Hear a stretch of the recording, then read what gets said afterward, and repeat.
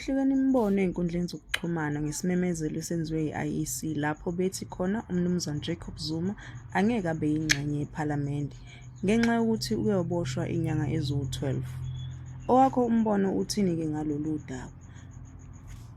Set out the eligibility criteria and qualification for the National Assembly and provincial legislatures, respectively. They provide that every citizen who is qualified to vote for the National Assembly and or the provincial legislature is eligible to stand for election, except if 1, anyone who has been declared to be of unsound mind by a court of the Republic is in the list, or 2, any person who is said to be an unrehabilitated insolvent, or thirdly, any person who was convicted of an offense and sentenced to more than 12 months imprisonment without the option of a fine. This disqualification ends 5 years after the sentence has been completed. This ground of disqualification does not extend to persons who are yet to be sentenced and those, while sentenced, are yet to exhaust their appeal processes in law. Of the 82 objections received, 74 were submitted on time. A total of 8 objections were submitted after the cutoff time. Despite many of the objections not meeting the prescribed format of submission, the Commission, in keeping with its obligation to ensure free and fair elections, considered whether substantively the objections met the criteria in the Constitution and the law. Substantively, these statistics on objections reveal the following trends. 1, there were no objections received claiming that candidates were unrehabilitated insolvents. 2, there were no objections received with allegations that one or more candidates on the list had been declared to be of unsound mind by a court of the Republic. And thirdly, a total of 31 objections implicating 8 candidates alleged that candidates were not qualified to stand owing to criminal records and or convictions. The Commission dismissed objections in relation to 7 candidates and sustained 1 objection. The Commission could only act within the confines of the law and the Constitution. This Commission has written to the objectors, candidates, and the nominating parties to advise them of its determinations as required. Any objector, party, or candidate aggrieved by the decision of the Commission may appeal this decision with the Electoral Court by the 2nd of April 2024. The Electoral Court has up to the 9th of April to determine these appeals. The process of candidate nomination will culminate in the Commission releasing the lists of political parties and candidates that will appear on the various ballot papers, and these lists will be published. These lists will be published on the 10th of April. A novel feature in the 2024 national and provincial elections is that independent candidates will contest for seats in the National Assembly and provincial legislatures. 6 independent candidates will contest for seats in the National Assembly, and 6 will contest the provincial legislature elections. We once again remind voters that they may only vote at a voting station in which they are registered. Voters who will unavoidably be away from their voting districts on election day may give notice of their intention to vote at another identified voting station by 17 May 2024.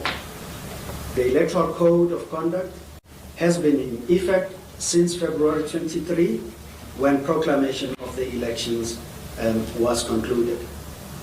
On the 4th of April 2024, the Commission will convene all contestants to a special ceremony where they will publicly pledge to adhere to the Code of Conduct, as well as to get their members and supporters to act in a manner that is consistent with the Code of Conduct. We thank you very much for being here with us this afternoon. I trust that the statement is very clear, that there are not many questions indeed. But we end our statement there. Thank you very much, Chairperson. At this point in time, I'm going to invite members of the media to pose questions, video of clarity or any other type.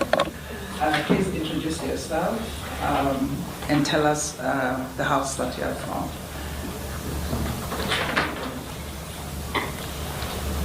Yes, please. There's one, there's two. SABC.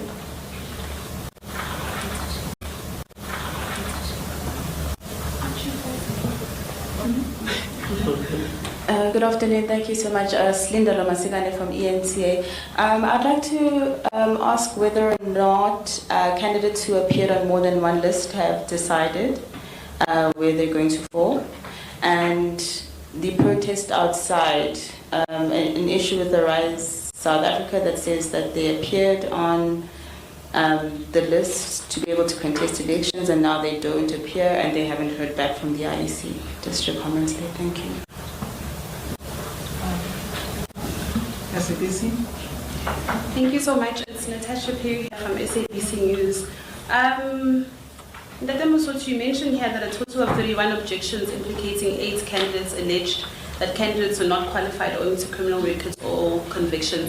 I don't know if I'm pushing my luck here, but can you please have the names of, those people perhaps? And then also, just maybe as a final number, how many parties are now contesting the elections? Because remember the last time you released a statement, it was around 115 and then 16 independent candidates. That number has now gone down. Can you just have that number? Also, just as a follow-up to Slee's question, Mpho Dagada, the president of Arise South Africa, has alleged that you took him off the list. So after that statement came out, when we went to the website, his name was there, and I further reached out to all game changers, that's the party beside Zuma, and the same thing, they had an issue, but they then were taken into the confidence by the IEC to say that actually their name's on the list. So was there a technical issue or technical problems with the provisional list that were provided on the IEC's website? Also with that process, how is that process of the objection process and the inspection process over the 2 days? Any challenges from political parties also? Thank you. I'm going to take the third question, please, sir. Junior Kumar from Newsroom Africa. My colleague did not want to push a luck. I'm definitely going to push my luck. We saw the former President Jacob Zuma appearing first on the Umkhonto weSizwe's party list.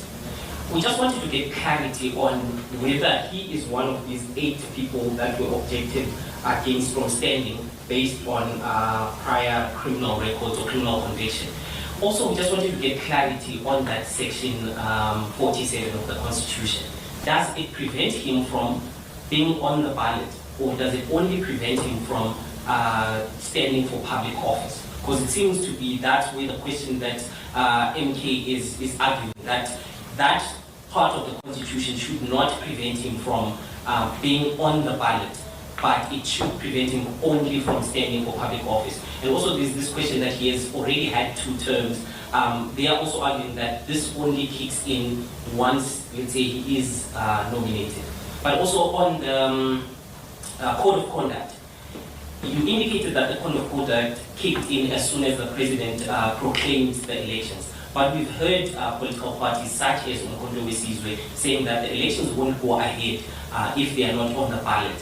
Has there been any action taken, or who has to approach the Electoral Court for that party to be held to that standard that is set by the Code of Conduct? Thank you. Thank you very much. I'm going to pause there. I will take another group of questions. Let me start with you, Chair. Okay, let me start with Junior because you're right at the end. I think there's nothing to push and see if there's luck or not. These things are things we do officially and we communicate them to those that have objected and the parties that have nominated them. In the case of former President Zuma, yes, we did receive an objection, which has been upheld. The party that nominated him has been informed, and so the objectors are being informed. The other names of persons that we were objected to, that information really we can make available. We've been dealing with too many things. I don't have the individual ones. If my colleagues can remember, by all means, I'll let them help you with that. You asked the question about the ballot and President Zuma being on the ballot. We will, as the Commission, be dealing with issues concerning the ballot very shortly, and we will deal with those questions very fully. Today, we would like to focus on the process of candidate nomination and the issues connected thereto. I have indicated that the effect of the objections brought against the former president we've dealt with, and you have that answer. The code of conduct, yes, it has taken effect from when the elections were proclaimed. We have not, at this stage, up to now, there has not been a matter that has been taken to the Electoral Court. But that does not mean we have not been engaging with parties and persons. It is work we do every day. When we have opportunities in the media, we raise those issues, we remind people of their obligations. But today, when we deal with issues where candidates are now confirmed, we remind everyone, candidates, parties, and their supporters, that they are indeed bound by that code. It may well be that when someone then violates, we will, or someone may take them to court. You also asked the question, who would take such a person to the Electoral Court? Anyone. And it's a court process. You don't make allegations you cannot substantiate. So when you make allegations, you do as you would do normally with a court, provide the evidence that you have against such a person. Natasha, I'm sure I've answered the question in relation to 8. I don't have them, but if my colleagues have, they will help. The allegation that we have removed someone from the list sounds like we really have been personal and intentional. No, we don't do that, and we haven't done it. What we have done is exercise the provisions of the law without fear, without favor, and without prejudice. Anyone who has been removed from a list, we will have reasons why we have done so.